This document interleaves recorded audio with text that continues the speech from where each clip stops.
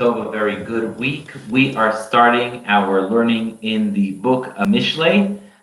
We are in our daily lesson, chapter 19, verse 16. Chapter 19, verse 6. I'm sorry, verse 15. King Solomon speaks here about the importance of hard work, and that's repeated actually several times throughout the chapter. So King Solomon here, chapter 19, verse 15, says the following.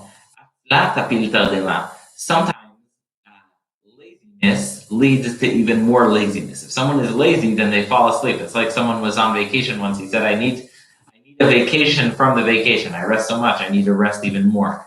And that's also true in the other direction. Hard work makes you work more. If someone is diligent, if someone is hardworking, if someone is industrious, that is going to yield even more productivity. So laziness can put someone to sleep, meaning laziness leads to more laziness. And a soul that is not working hard and is constantly looking to make a living in ways that are deceitful is going to eventually starve because they're not working to earn their living. Next, verse 16.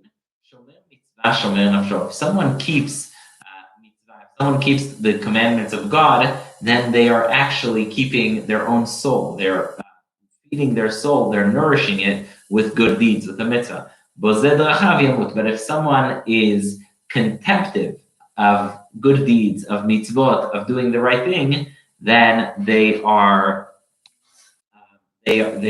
causing themselves harm.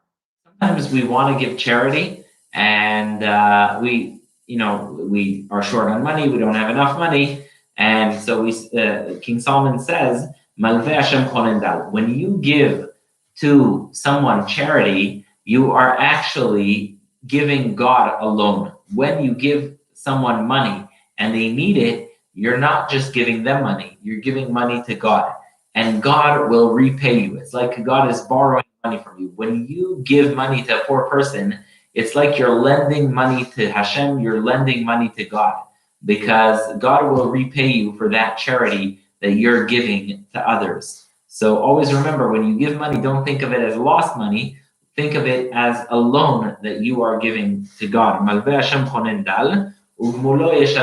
God will repay you for the loan that you gave, meaning for the charity that you gave someone else.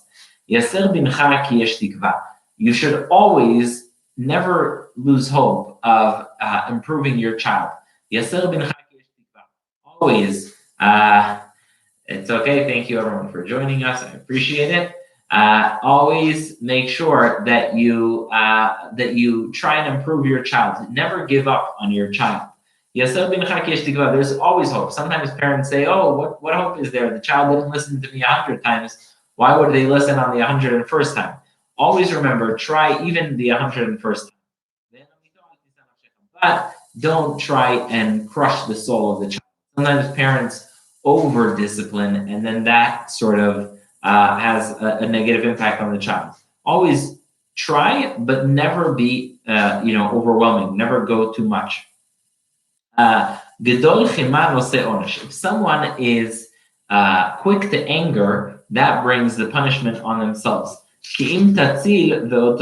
But if you are gracious, if you overcome your anger, which is sometimes very difficult, if you overcome your anger and if you make sure that you let that moment pass, then you will gain. Next is very important. Always be open to criticism. Always be open to constructive criticism and improvement. Shema, chapter 19, verse 20. Shema etzav v'kabel musar. Listen to advice and accept insight that others offer you, so that you are wise at your end. Often people say, I graduated elementary school, I graduated high school, I finished college. That's it. What other advice do I need? No, actually, it's interesting. People who are leaders in their fields are constantly self-improving. They're learning a new language. They're doing a new thing. They're constantly improving. So if you want to be successful, always look to reinvent yourself and always accept constructive criticism. Now, the following verse is so famous that it became a song. Not only is it a song, it's a song with, there are many, many different versions of this song. You can ask me later, I'll send you the link. There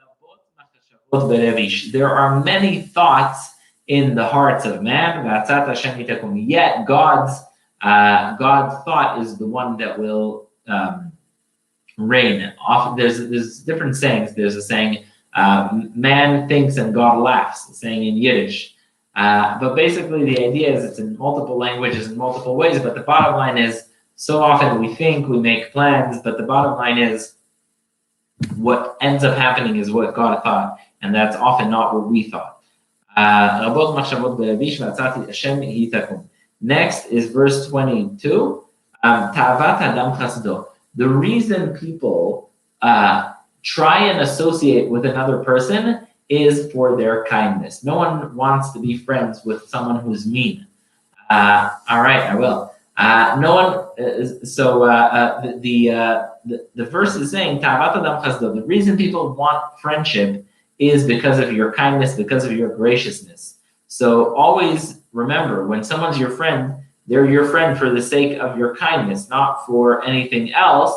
And so it's a reminder to be kind. It's better to be friends with a poor person than with a deceiving person. Meaning, a lot of times people are friends with someone who leads them on. They think that by being friends with this person, they'll get something. But in fact, they're better off being friends with a poor person because then there are no false expectations. And so it's better to be friends with the impoverished than with the deceiver. Verse 23, this is a very, very difficult pasuk. The verse says, the fear of God leads to life, and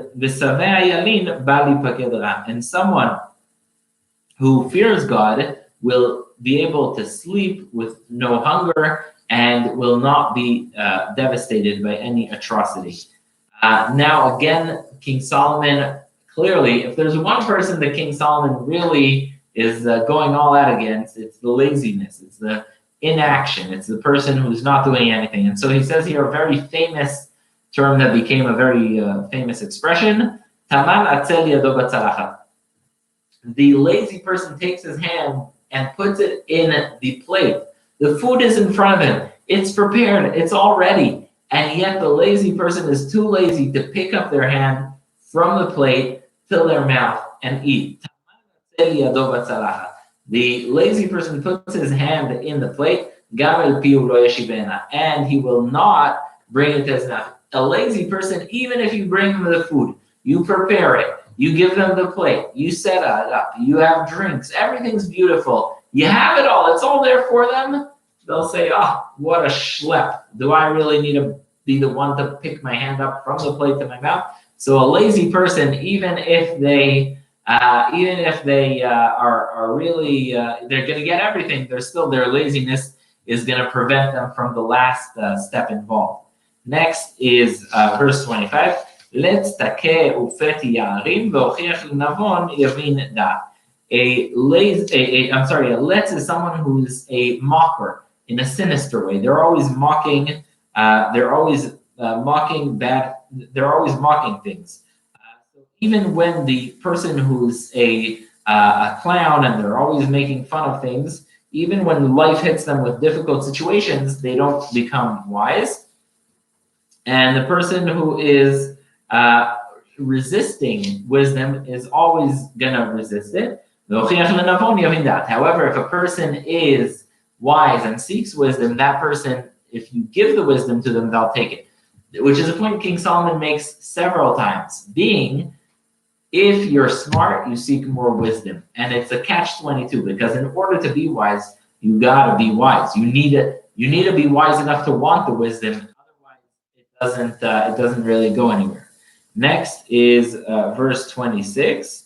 Meshaded av yavriach im. The person who is constantly an embarrassment to his father is also going to be an embarrassment to his mother. Ben mevish umachpir, and that child is is going to embarrass them all. And Rashi points out this is speaking about someone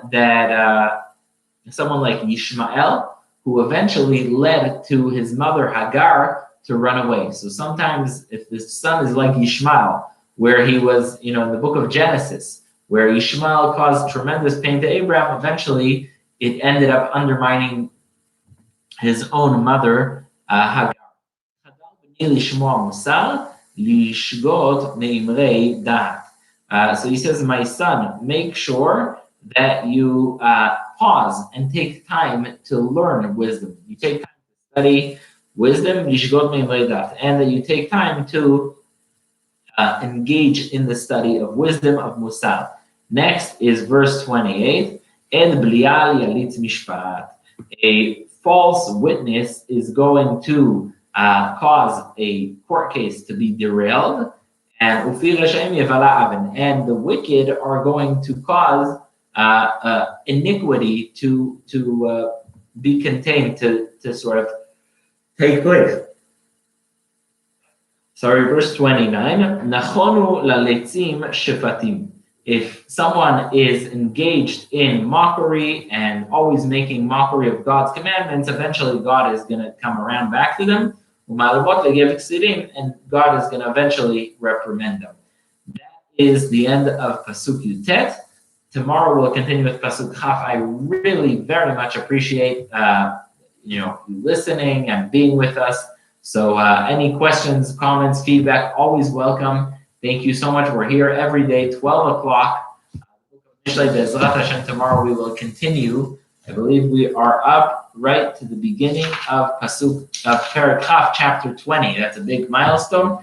Thank you so much for joining. I really do appreciate it. And tomorrow at 12 we'll continue with with chapter 20. Everyone should have a very good day. Wishing everyone a very, very good day.